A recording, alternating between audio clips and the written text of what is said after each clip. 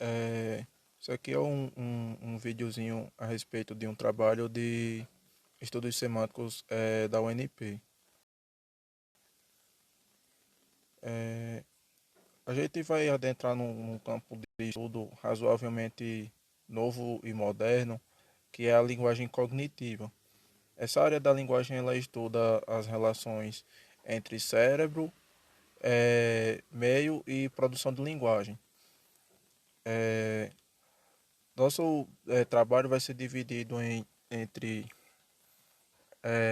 embasamento teórico, que é basicamente as orientações dos grandes teóricos a respeito da área, e como a gente conseguiria aplicar o plano uma aula baseada nesse modelo de abordagem linguística.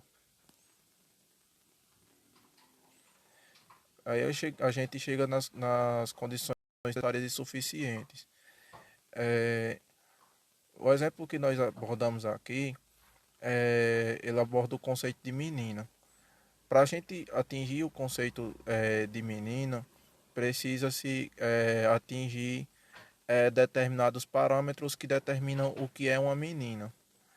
Por exemplo, para se considerar uma menina como menina, para formular o conceito exato e para que esse conceito se constitua sentido, é necessário que a menina seja humana, que seja uma criança e uma fêmea.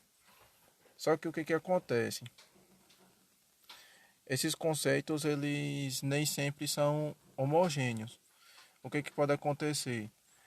É, Em determinadas situações de comunicação ou mesmo de contexto, um desses critérios pode estar em falta. Por exemplo, quem tem um animal é, doméstico do gênero feminino pode muito bem se atribuir, pode chamar esse animal de menino, por exemplo. Tem gente que cria cachorro em casa e se refere a cachorro como minha menina.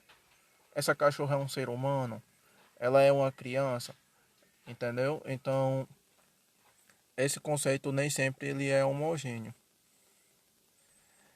É, Só que esse tipo de abordagem dá a entender o contrário, que os falantes eles detêm o mesmo nível contextual que determina um conceito. Isso a nível de ensino é interessante porque nós podemos usar isso em sala de aula para mostrar como as vivências individuais das pessoas podem constituir o conhecimento linguístico delas. Aí já aqui nós temos um outro exemplo do tigre. O tigre ele pode ser para as condições que determinam o que é um tigre ele é um animal, tem quatro patas, tem listras e é carnívoro.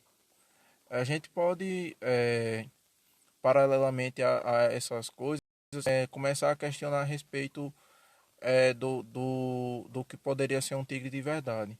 Existe tigre de pelúcia. O tigre de pelúcia não é um animal, ele é uma representação de um animal. É uma pelúcia.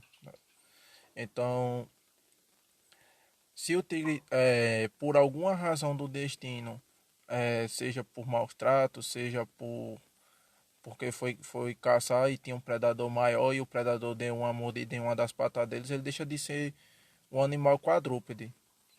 Pode ser que ele seja amputado e tenha só três patas, por exemplo. Ele deixa de ser um tigre? Não, definitivamente não.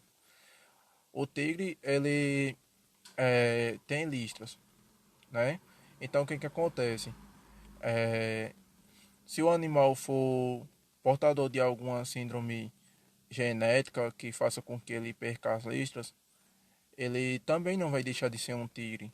Mas é um contexto, mas esse parâmetro também é um parâmetro imaginável quando se refere a um tigre. E é um tigre carnívoro. Então, é um animal carnívoro. Se esse animal for carnívoro de fato, o que acontece? Ele pode, por alguma razão, se desenvolver alguma espécie de vegetarianismo. Pode ser vegano, fazer alimentação só à base de vegetais, e nem por isso ele deixará de ser um tigre. Então, ilustrando o nosso exemplo, a gente trouxe aqui um tigre albino. Ele não tem listras, ele não é alaranjado e não tem a pelagem não tem nenhum detalhe preto, ele é branco. Ele não deixa de ser tigre por essa razão. E aqui a nossa proposta de atividade. É, a gente trouxe os exemplos aqui na nossa apresentação e aqui a gente traz a reflexão a respeito do que poderia se tirar de fato em termos de aprendizado, em termos de construção de sentidos a respeito dessa abordagem semântica. Como a gente como o texto fala, essa abordagem ela não é homogênea, mas isso não significa dizer que ela não possa ser trabalhada em sala de aula. E a gente precisa considerar como um fator enriquecedor o fato de que essa falta de homogeneidade na formulação de conceitos. Aí a nossa proposta é voltada para alunos de sexto ano e pede para, de acordo com os conhecimentos adquiridos ao longo das aulas de sua vivência, determine condições e se elas são necessárias ou suficientes. Bem, no nosso trabalho aqui, a gente explica o que é uma condição necessária e o que é uma condição suficiente. A condição necessária é aquela que ela realmente é importante para a construção do conceito, e quanto à condição necessária, a condição suficiente é o conjunto de condições necessárias que determina o conceito. Ou seja, o aluno terá a oportunidade de exercitar a prática, exercitar o que aprendeu em sala de aula. Por exemplo, lápis. A gente pode dizer que lápis é um objeto. A gente pode dizer que lápis é um objeto, que lápis é pontiagudo. A gente pode dizer que lápis é cilíndrico. A gente pode dizer que lápis é amadeirado. Então, na base da adjetivação, a gente pode construir os significados de cada uma dessas palavras. O que é interessante nesse tipo de atividade é que a gente pode colher as informações de acordo com o que o aluno precisa entender e até mesmo baseado no que o aluno entende do mundo. Por exemplo, se a gente começar do que tem ao redor da mesa dele, que é essa lista de material escolar, e a gente pedir para que ele, da mesma forma que a gente descreveu os exemplos do tigre e da menina, faça a descrição desses objetos, ele vai descrever cada um deles a sua visão de mundo.